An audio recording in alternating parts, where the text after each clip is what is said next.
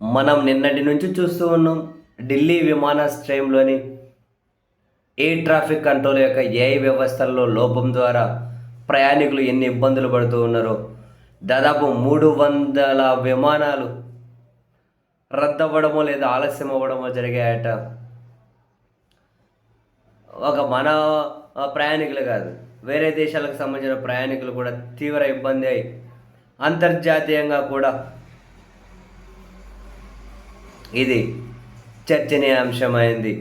ఢిల్లీ ఎయిర్పోర్ట్ల లోపం ఏదో auto track system కోసం డేటాను అందించే కీలకమైన కమ్యూనికేషన్ నెట్వర్క్ అయిన ఆటోమేటిక్ మెసేజ్ స్విచ్చింగ్ సిస్టంపై ఏదో ప్రభావం చూపిందట. అంటే ఇది కంట్రోలర్ కోసం విమాన ప్రణాళికలను రూపొందిస్తుందట. ఆటోమేటిక్ సిస్టమ్ పనిచేయకపోవడంతో ఎయిర్ ట్రాఫిక్ కంట్రోలర్లు అందుబాటులో ఉన్న డేటాను ఉపయోగించి విమాన ప్రణాళికలను మాన్యువల్గా సిద్ధం చేయాల్సి వచ్చిందట. అదంతా గందరగోళం ఏంటంటే, నెమ్మదిగా ఏంటంటే ఢిల్లీ ఎయిర్పోర్ట్లు చాలా ఆలస్యం అవ్వడం, రద్దీ అవ్వడం జరిగాయి. ఈ క్రమంలో విజయసాయి రెడ్డి గారు వైఎస్ఆర్ కాంగ్రెస్ పార్టీలో ముఖ్య నేతగా ఉండి ఆ తర్వాత బయటకు పోయి రాజకీయంగా సైలెంట్గా ఉంటూ వచ్చిన అండ్ కొన్ని రోజులు వరుసపెట్టి జగన్మోహన్ రెడ్డి గారి కోటరి మీద తీవ్ర విమర్శలు చేసిన విజయసాయి రెడ్డి గారు సరే ఆ తర్వాత రాజకీయంగా యాక్టివ్గా లేకపోయినా ఇటువంటి కొన్ని ఇష్యూస్ మీద, అంశాల మీద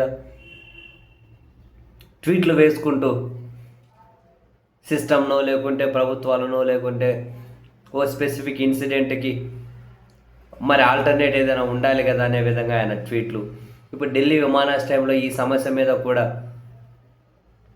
అంత పెద్ద విమానాశ్రయం, మన అంత పెద్ద వ్యవస్థ ఒక ఆల్టర్నేట్ రెడీ చేసుకోకపోతే ఎలా అని ప్రశ్నించుకుంటూ ట్వీట్ చేశారు. మన విమానాశ్రయాలు కీలకమైన జాతీయ మౌలిక సదుపాయాలు, లక్షలాది మంది ప్రయాణికులు చిక్కుకుపోకుండా చూసుకోవడానికి ఇటువంటి లోపాల విషయంలో బలమైన ప్లాన్ బి ఉండాలని, ఆ ప్లాన్ బి సిద్ధం చేసుకోవాలి.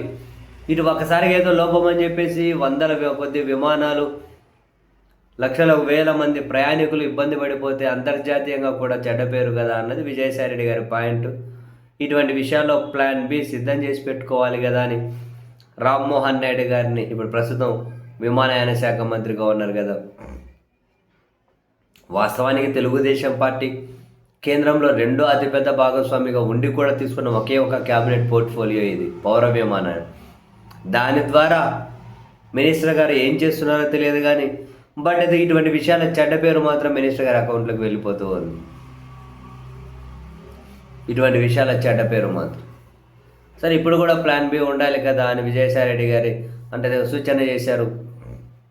అండ్ దేశవ్యాప్తంగా కాకుండా అంతర్జాతీయంగా కూడా ఈ టెక్నికల్ ఇష్యూ మీద చర్చ అయితే జరుగుతూ ఉంది.